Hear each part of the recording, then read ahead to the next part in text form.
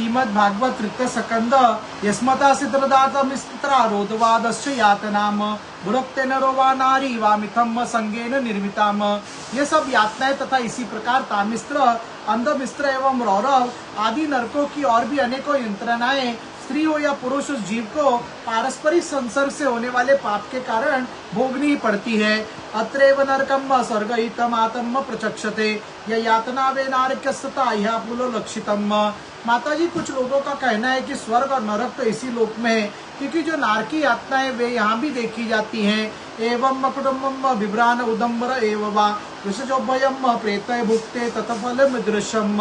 माता जी, कुछ लोगों का कहना है कि स्वर्ग और नरक तो इसी प्रकार अनेक कष्ट भोगकर अपने कुटुंब का ही पालन करने वाले अथवा केवल अपना ही पेट भरने वाला पुरुष और कुटुंब और शरीर को दोनों को यही छोड़कर मरने के बाद अपने किए हुए पापों का ऐसा फल भोगता है। एकम प्रपद्यते धावनंतम इत वेदम स्वकलकवेरम कुशलेतर पाथयो भूतद्रोहे नयदभृतम।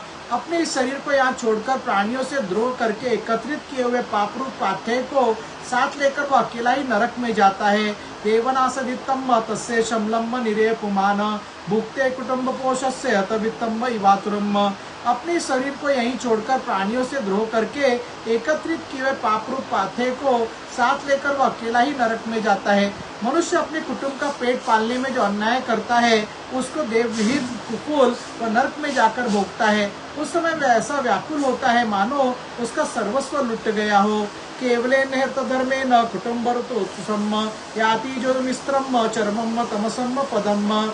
जो पुरुष निरी पाप की कमाई से ही अपने परिवार का पालन करने में व्यस्त रहता है वो अंधा मिस्त्र नरक में जाता है, जो नरकों में चरम सीमा का कष्टप्रद स्थान है। एदत्तसनालोकस्य यावजरनादयम क्रमशः समुक्रम्य पुनत्रात्र भुजोच्छियम। मनुष्य जब मिलने के पूर्व जितनी भी यातनाएं हैं तथा सुकर कुकर आदि योनियों के जितने कष्ट है उन सबको क्रम से भोगकर शुद्ध हो जाने पर फिर वो मनुष्य योनि में जन्म लेता है। इति श्रीमद् भागवते महापुराणे पारमहंस्यां सहितामृततम स्कंदे कापिलोपाख्याने कर्म विपाको नाम त्रिंशोऽध्यायः। हरे राम राम राम हरे हरे, हरे कृष्ण कृष्ण कृष्ण हरे हरे। श्री संदेवताय नमः, श्री बालकृष्णाय नमः, श्री राधे कृष्णाय नमः, श्री सिद्धिविनायकाय नमः। अथेक त्रिंशोऽध्यायः। मनुष्य योनि को प्राप्त हुए जीव की गति का वर्णन। कर्मनादेने देवत्रन्न चतुर्थोपत्तये स्त्रियाम प्रविष्ट उद्रम पुंसोम रेतकनाश्रयम। श्री भगवान कहते हैं, माता जी, जब जीव को मनुष्य शरीर में जन्म लेना होता है तो वह सन भगवान की प्रेरणा से अपने पूर्व कर्मानुसार देह प्राप्ति के लिए पुरुष के वीर्य कंठ के द्वारा स्त्री के उदर में प्रवेश करता है। कलम तेवरात्रेन पदरात्रेन बुद्ध बुद्धम दशाहेन तु कर्कंधुअम पेशखंडम वाततम परम।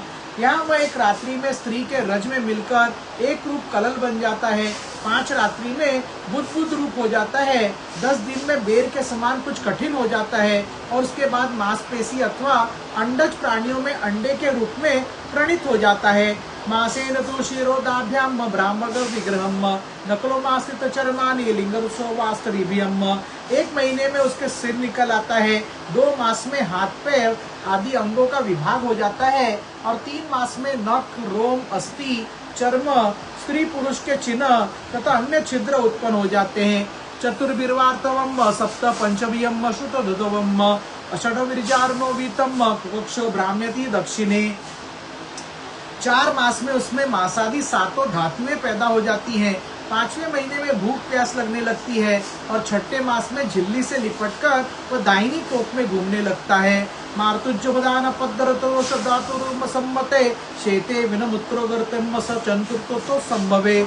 उस समय माता के खाए हुए अन्न जल आदि के उसी के सब धातुएं पुष्ट होने लगती है और कृमि आदि जंतुओं के उत्पत्ति स्थान उस जघन्य मल मूत्र के गड्ढे में पड़ा रहता है। कृमभ्यम शत सर्वांगम सौकर्मा प्रतीक्षणम मूर्छातम उपदरोष सत्रयम श्रुतिबुद्धुर्मयम।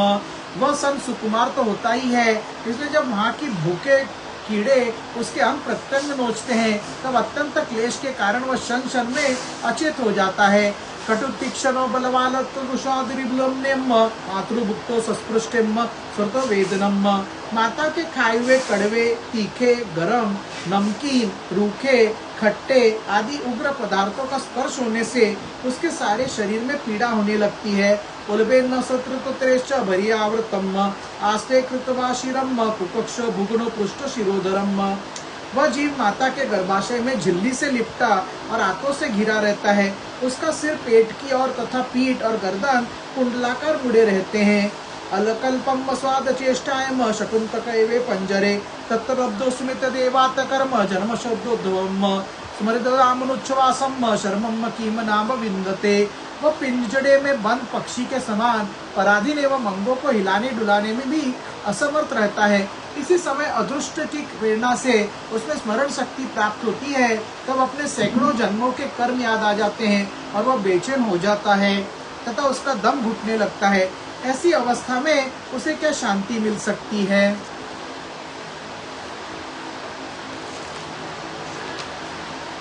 आरंभय सप्तमान सप्तलोधोपि वेपितम नेकात्रस्ते सुतो विरेष्ट भूर्व सोदरम। 7वां महीना आरंभ होने पर उसमें ज्ञान शक्ति का भी उन्मेष हो जाता है, परंतु प्रसूति वायु से चलायमान रहने के कारण वह उसी उदर में उत्पन्न हुए विष्ठा के कीड़ों के समान एक स्थान पर नहीं रह सकता।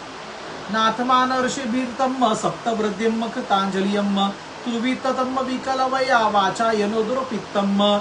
तब सप्त धातुमय स्थूल शरीर से बंधा हुआ वह देहमदर्शी जीव अत्यंत भयभीत होकर दीन वाणी से कृपा याचना करता हुआ हाथ जोड़कर उस प्रभु की स्तुति करता है जिसने उसने माता के गर्भ में डाला है।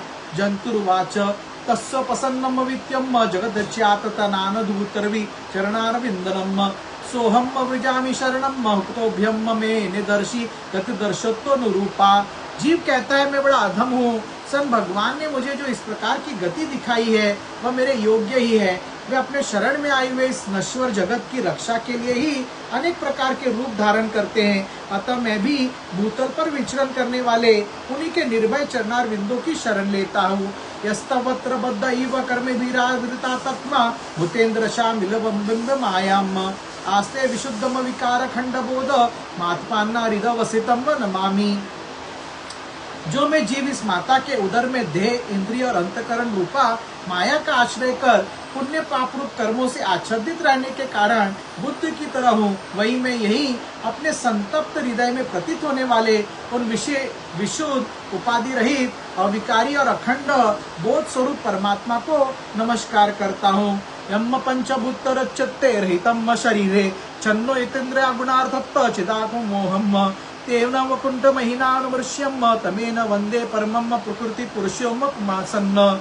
मैं वस्तुत्व शरीर आदि से रहित असंग होने पर भी देखने में 5 भौतिक शरीर से संबंध हूँ और इसीलिए इंद्र, गुण, शब्दादि विषय और चिदाभास, अहंकार, रूप जान पड़ता हूँ। अतः शरीर आदि के आवरण से जिनकी महिमा कुंठित नहीं हुई है उन प्रकृति और पुरुष के नियंता सर्वज्ञ विद्या शक्ति संपन्न परम पुरुष की मैं वंदना करता हूँ। यन्मायोर्गुण कर्म बिन्निबन्धनेऽस्मिन् सांसारिके पति चरन्त सभ्रश्रमेण नष्ट स्मृतिम पुनरम प्रवणित लोकम युक्तया कह मद्दुनुग्रहमंतरेण। उन्हीं की माया से अपने स्वरूप की स्मृति नष्ट हो जाने के कारण यह जीव अनेक प्रकार की सत्वादि गुण और कर्मों के बंधन से युक्त इस संसार मार्ग में तरह तरह के कष्ट झेलता हुआ भटकता रहता है। अतः उन परम पुरुष परमात्मा की कृपा बिना और किसी युक्ति से इसे अपने स्वरूप का ज्ञान हो सकता है। ज्ञानेन तद्दधरात्कम सदैव यतो सुबलिकम सुरवितांसन्म तम जीव कर्म तद्मुरुर्वात्मना सदा पुत्रपनामेय वयम भजेम। मुझे जो ये त्रैकालिक ज्ञान हुआ है यह भी इनके सिवा और किसने दिया है, क्योंकि स्थावर जंगम समस्त प्राणियों में एकमात्र वे ही तो अंतर्यामी रूप से अंश में विद्यमान है। अतः जीव रूप कर्मजनित पदवी का अनुवर्तन करने वाले हम अपने त्रिविध तापों की शांति के लिए उन्हीं का भजन करते हैं। देहानि विवरे जठारग्नि असृग विनमुत्र कुपापचित्तो भृशतप्त देहम इच्छन्नतो व्यस्तुम गण्यान स्वामसान निर्वास्यते कृपधन भगवान कदानु। सन भगवान ये देहधारी जीव दूसरे माता के देह के उदर के भीतर मल मूत्र और रुधिर के कुएं में गिरा हुआ है और उसकी जठाग्नि से उसका शरीर अत्यंत संतप्त हो रहा है। उसे निकलने की इच्छा करता हुआ ये अपने महीने गिर रहा है। सन भगवान, अब इस दिन को यहाँ से कब निकाला जाएगा?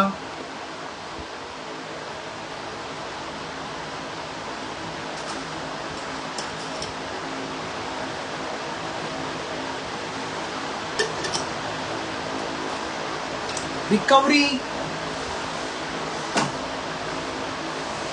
येन दर्श्यम गतिमासो दशमास ईस संग्राहितम पुष्यदेवम भवादृशेन सवनेव तुष्यतु कृतेन स दीननाथम पुनाम तत्प्रति विनाजमस्य कुर्यात। स्वामी, आप बड़े दयालु हैं। आप जैसे उदार प्रभु ने ही इस 10 मास के जीव को ऐसा उत्कृष्ट ज्ञान दिया है। दीन बंधो, आप अपने किए हुए उपकार से ही आप प्रसन्न हो, क्योंकि आपको हाथ जोड़ने के सिवा आपके उस उपकार का बदला तो कोई दे भी नहीं क्या सकता है। पश्यतम दिशनयानुनु सप्तवृदियम शारिके दशम शीर्याम परियम स्वदेह उत्कृष्टमासम तमम पुरुषम पुराणम पश्य बृहद्य चेतमीव प्रतीतम। प्रभु, संसार के पशु पक्षी आदि अन्य जीव तो अपनी मूड बुद्धि के अनुसार अपने शरीर में होने वाले सुख दुख आदि का ही अनुभव करते हैं, किंतु मैं तो आपकी कृपा से शम दम आदि साधन संपन्न शरीर से युक्त हुआ हूँ। अतः आपकी दी हुई विवेकवती बुद्धि से आप पुराण पुरुष को अपने शरीर के बाहर और भीतर अहंकार के आश्रयभूत आत्मा की भांति प्रत्यक्ष अनुभव करता हूँ। सोहम वसनापि विभो महु दुख वासम गर्भान निर्जगमर्षे बहिर्दरूपे यत्र पयात मूल परसरपति देव माया मिथ मृदुनु संसर्ति क्रमे तत्त। सन भगवान, इस अत्यंत दुख से भरे हुए गर्भाशय में यद्यपि मैं बड़े कष्ट से रहा हूँ, तो भी इससे बाहर निकलकर संसार में गिरने की मुझे बिल्कुल इच्छा नहीं है, क्योंकि इसमें होने जाने वाले जीव को आपकी माया घेर लेती है, जिसके कारण उसके शरीर में अहम बुद्धि हो जाती है और उसके परिणाम में उसे फिर संसार चक्र में ही पड़ना पड़ता है। आपकी कृपा से मैं सुख संपन्न, समृद्ध, ऐश्वर्यशाली, धनवान और स्वस्थ जनित रहूं। श्री संदेवताय नमः।